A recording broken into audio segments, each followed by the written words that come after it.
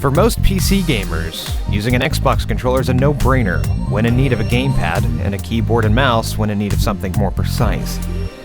The two categories have never really crossed with great success. As I'm sure any PC enthusiast will tell you, controllers have never been as accurate as a keyboard or mouse. Limited buttons, imprecise aiming. As any console gamer will tell you, there's nothing more comfortable than a controller and couch combo. So has Valve given us the middle ground? Well, with a little bit of know-how in configuring, yeah.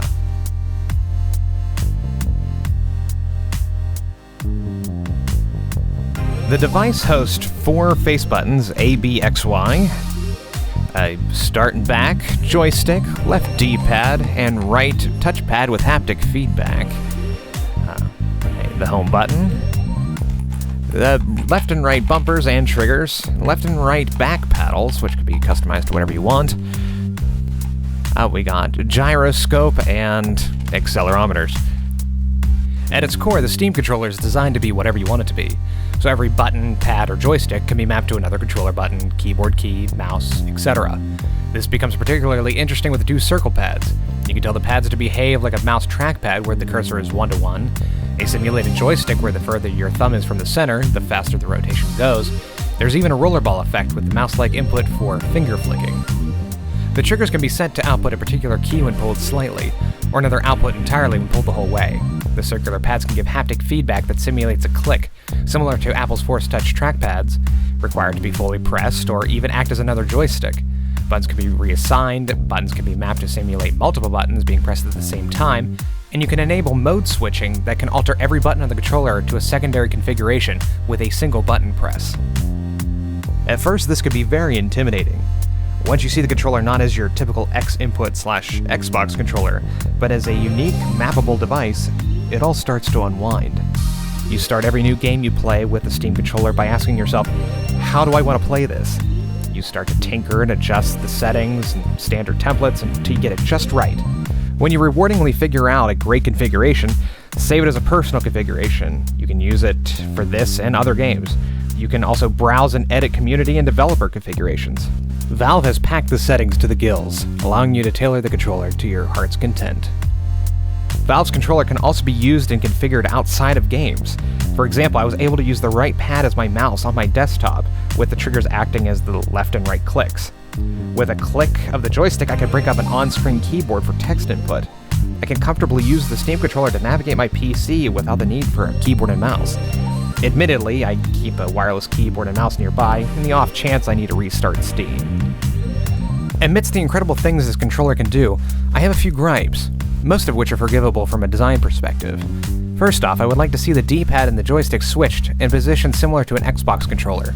The D-pad is so large that, for as often as it's used, it would be better suited in the joystick's position. However, the size of the D-pad would be unreachable there and would remove some of the features the pad gives to the controller in the first place. The ABXY buttons are also very tiny and too close to the right pad that I find myself accidentally brushing against it and causing unintentional movement on screen. This issue can be eradicated by reducing the touch radius in the settings, allowing the outer edge of the pad to ignore input. I also map the jump and reload buttons to the back paddles to keep my thumb on the right pad and give me an advantage that controllers don't normally give PC players. I also found third-person platforming games to be the least suited genre for the controller. There just doesn't seem to be a setting for the touchpads in which the third-person camera operates as nicely as a proper joystick. It's playable, but not ideal. And finally, the overall build feels light and plasticky. It doesn't creak or feel like it's going to break, but I can't help but feel it would be greatly benefited from a grippier texture on the back. This is a minor gripe and easily overlooked when you realize how much thought Valve put into this thing. Once you're using it, you stop thinking about it. In the package, you receive the controller, 2 AA batteries, a micro USB cable for direct connection, or connection to the wireless receiver and base. It's very plug and play, as long as Steam is installed and updated to the newest version. The 2 AA batteries that come with it should last you a very long time with an advertised 80 hours of battery life. Overall, I love my Steam controller, only because I've given myself the time to fully wrap my head around the idea. Is this for everyone? Not really. It appears to a very niche market of people who understand general programming, want the control of a mouse and the feel of a controller, and still play games on the couch. It takes some time to really map out how you want to play a game, but once you've done it, it works really well. I am nearly as accurate playing a first-person shooter with the touchpads as I am with a mouse. I am able to configure classic games with modern controls and navigate my PC without a keyboard and mouse. All this while sitting in the comfort of my living room, and that appeals to me. Will it fully replace my Xbox controller, mouse, and keyboard? No, but I found it to be a happy medium that doesn't sacrifice much. There's nothing else like the Steam controller currently on the market.